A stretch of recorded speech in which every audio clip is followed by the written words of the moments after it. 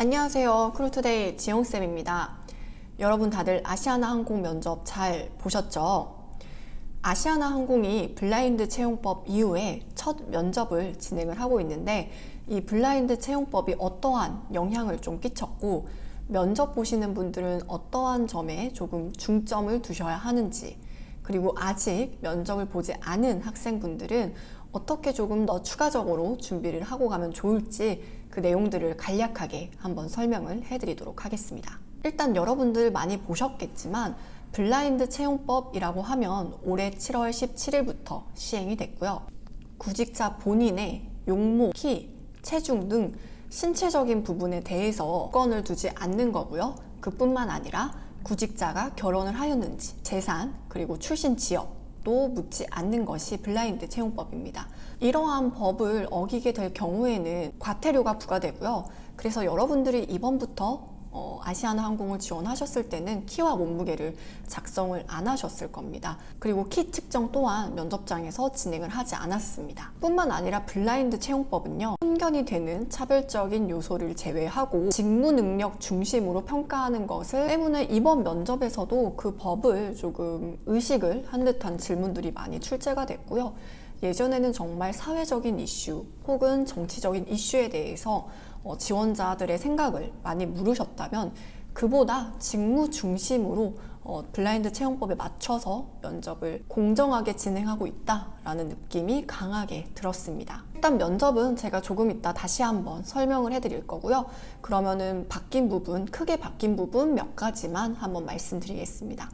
일단은 키와 몸무게 측정 자체가 없어졌기 때문에요. 앞니치를 측정을 하게 되는데 첫날에는 208cm 하나만 앞니치 측정을 했다고 합니다. 그런데 둘째 날부터 208cm 위에, 아마도 위겠죠, 4단계 정도가 생겼다고 합니다. 그래서 보통 우리 학생들은 두 번째 단계까지 손이 닿았다라고 하는데 첫 번째 단계도 안 닿은 친구들도 있었다고 하고요.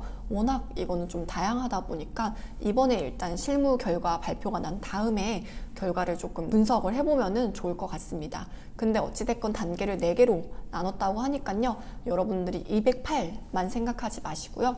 그 이상도 닿을 수 있도록 준비를 해주시는 게 가장 좋을 것 같습니다. 그리고 면접관은 4분 정도가 계셨다고 합니다. 보통 여자 2분, 남자 2분이 계셨다고 하는데 이전에는 정말 대놓고 다리를 뚫어져라 보시거나 말을 할 때 타이핑을 정말 많이 하셨는데 이번에는 그렇게까지 하지 않으신 것 같아요.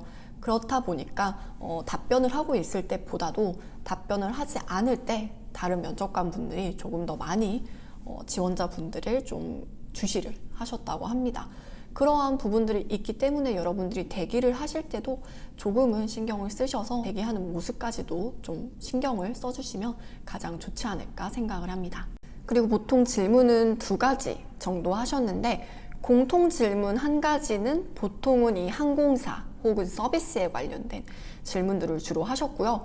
개별 질문을 하나씩 하시기는 하셨지만 전혀 어려움 없을 정도의 본인이 이력사항에 작성한 내용을 바탕으로 출제될 수 있는 질문들을 많이 하셨다고 합니다. 그래서 대한항공과 조금 비교를 해봤을 때 대한항공의 개별 질문 같은 경우에는 예측하기 어려운 질문들이 많았다면 아시아나항공 같은 경우에는 본인의 이력사항만 잘 파악을 하고 있어도 어렵지 않게 답변할 수 있을 질문들이 많았다고 합니다. 하지만 늘 그랬듯이 아시아나항공은 질문 자체가 너무 길기 때문에 질문을 이해하지 못하는 지원자들도 종종 있었다고 하는데요. 이러한 상황에서는 여러분들이 하고 싶은 말을 하는 게 아니라 면접관이 궁금해하는 부분에 대해서 짧고 간단한 답변을 해주시는 것이 가장 좋습니다. 특히나 오후로 갈수록 면접관 분들께서 많이 피곤해 하셨다고 하고요. 너무 긴 TMI 답변은 선호하지 않으셨다고 하니까요. 여러분들이 답변을 하시면서 내가 너무 묻지 않은 말에 길게 대답하고 있는 것은 아닐까, 이 부분도 한번 생각을 해주시면 가장 좋을 것 같습니다. 그래서 제 생각에는 이번 면접은 그렇게 어렵지는 않았던 면접입니다. 이 직무 능력을 중심으로 평가하자라는 블라인드 채용에 맞추어서 질문이 거의 대다수가 출제가 됐기 때문에 이 직무 분석만 잘했어도 전혀 어려움 없었을 면접이었다고 저는 개인적으로 생각을 합니다. 그리고 워낙 요즘에는 채용에 대한 말이 많기 때문에 지원자들 사이에서 문제되는 부분이 없도록 면접관 분들께서도 많이 조심을 하셨다라는 느낌이 강하게 들었고요. 때문에 이번 기회를 좀 잘 활용을 하시면 어렵지 않게 만족스러운 면접을 볼 수 있을 거라고 저는 생각합니다. 물론 본인이 이제 아시아나 항공이나 승무직에 대한 분석이 완벽하게 끝나지 않았다면 조금은 어려울 수 있겠죠. 그리고 본인이 기타 스펙적인 부분에 작성을 할 만한 것이 없었다거나 본인 이력사항에 대한 이해가 끝나지 않은, 본인에 대한 이해가 끝나지 않은 분들은 물론 어려우실 수 있습니다. 하지만 이런 부분은 면접을 본인이 철저하게 준비하지 못하였다 라는 내용이 되니까요. 여러분들 이런 질문에서는 전혀 아쉬움 없이 답변하시기를 바라겠습니다. 그래서 아직 면접을 보지 않으신 분들이 계시다면요. 본인은 서비스인으로서 어떠한 자세를 갖출 것인지를 먼저 생각을 해주시고요. 그와 더불어서 본인에 대한 예상 질문을 한번 본인이 스스로 만들어 보세요.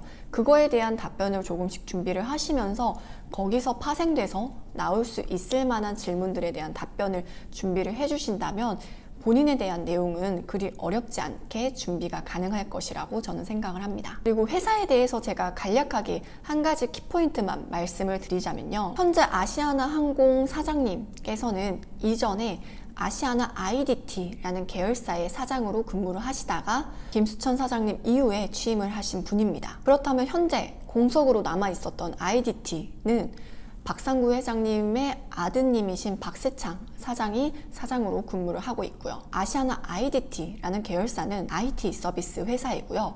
항공, 운송 관계사, 공항공사의 시스템 구축 및 운영 노하우를 바탕으로 사업을 영위를 하고 있습니다. 그래서 이러한 부분은 여러분들이 한번 IDT 계열사도 확인을 해보시는 것이 가장 좋을 것 같고요. 여기서 파생돼서 아시아나 항공에 어떠한 영향을 끼쳤는지도 한번 파악을 해주시면 가장 좋은 면접 준비가 될 것 같습니다. 계열사 홈페이지는 인터넷으로 여러분들이 서치만 하셔도 금방 찾으실 수 있으니까요. 꼭 한번 보고 가시기를 추천을 해드리겠습니다. 그래서 오늘 간략하게 아시아나 항공 실무 면접에 대해서 한번 말씀을 드렸는데요. 블라인드 채용법 이후이다 보니까 많은 부분에서 변화가 있었다고 저는 생각을 하고 있습니다. 그렇다면 이러한 부분은 임원 면접 때도 조금 영향을 끼칠 수 있다고 저는 개인적으로 생각을 하고 있고요. 때문에 그러한 부분에 발 맞춰서 여러분들도 완벽하게 준비하셔서 입사하기 정말 힘든 아시아나 항공 한 번에 합격하실 수 있도록 끝까지 응원하겠습니다.